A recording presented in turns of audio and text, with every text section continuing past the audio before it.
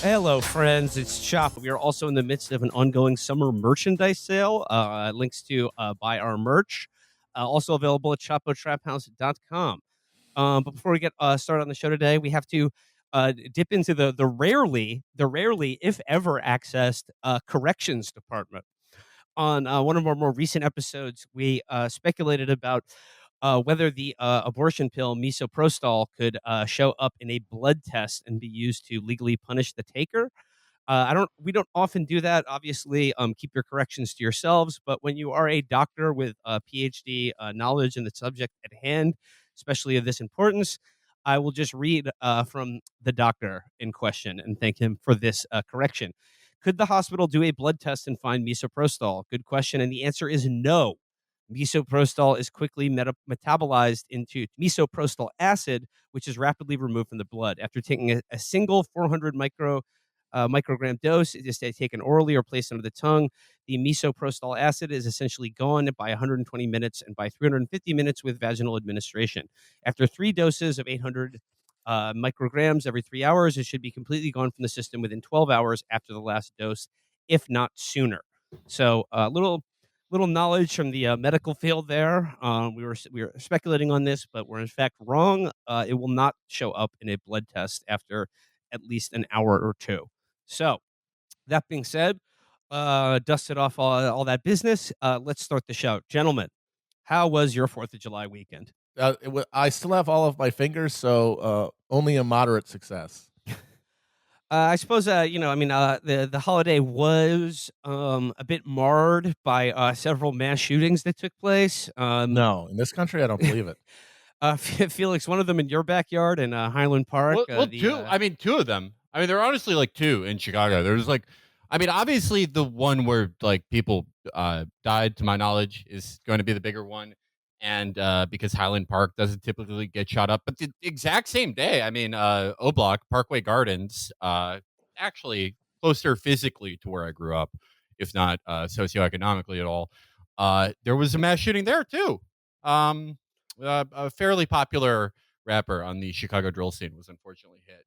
No one, to my knowledge, in that one has died, but I could be wrong about that. But yeah, there were two pretty big ones in the greater Chicagoland area. And another one in Philadelphia. But I mean, that to me is still not clear if there was a shooting or whether people were just reacting to fireworks because they thought that, basically mass shootings have turned us all into golden retrievers or traumatized vets every time the July 4th rolls around. Hiding under the coffee table.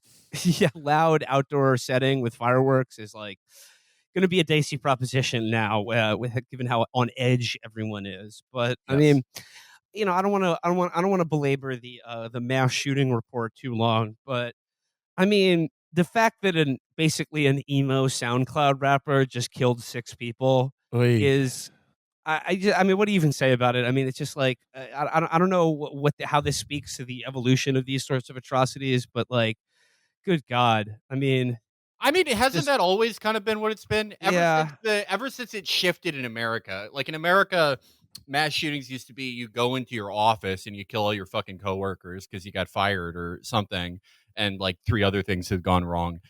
Like the average age of the mass shooter seems to have like slid down, and then Yeah. it just whoever has done it for the past like about 30 years, give or take, uh, they are the equivalent of an emo SoundCloud rapper for their time, right?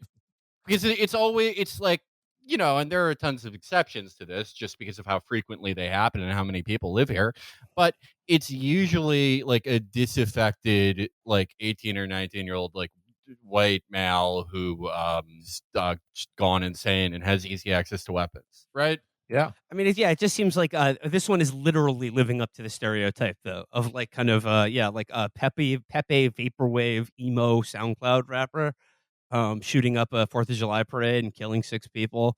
I mean, Yeah. it's the losers jihad, and it just It's a revolt of failed influencers. It's like the end of Day of the Locust, basically, with assault rifles. Well, like the thing now, because like no one thinks these can stop, really. Like people who get like now it's happening where like the people who get shot and like survive and see their friends die are young enough that they're like they don't remember a time where you don't document everything. So they're like immediately after they get shot, they're like, "Yeah, I got fucking shot. This sucks, and nothing's gonna change." That no one has any expectations for it. Whether it's like Republicans who they have some like harebrained idea where it's like, oh, we're gonna put two turnkeys on a door and put one of the guys who did a massacre in Fallujah in front of it with a grenade launcher, or it's like Democrats. No one really thinks it's gonna stop, especially not the people who are victims of it now, which is a pretty depressing commentary. But the only consolation that we have is like trying to stick the shooter on whoever, Yeah. because sometimes you can be like, okay, this was like a MAGA guy. Sometimes they're like a vague. You can assign some like vague left quality. Like there's the Dayton guy. But they usually do fit one consistent profile, which is like an incredibly like mentally ill, socially disaffected person. You know? I mean, like, well, I guess this is getting into where I'd like to head for today's show, which is basically like I'd like to examine how the consent manufacturing factory is attempting to deal with the reality of which basically everyone knows, whether it comes to like the insane violence caused by guns or the new reality of abortion being criminalized and probably contraception and gay rights soon to follow after that.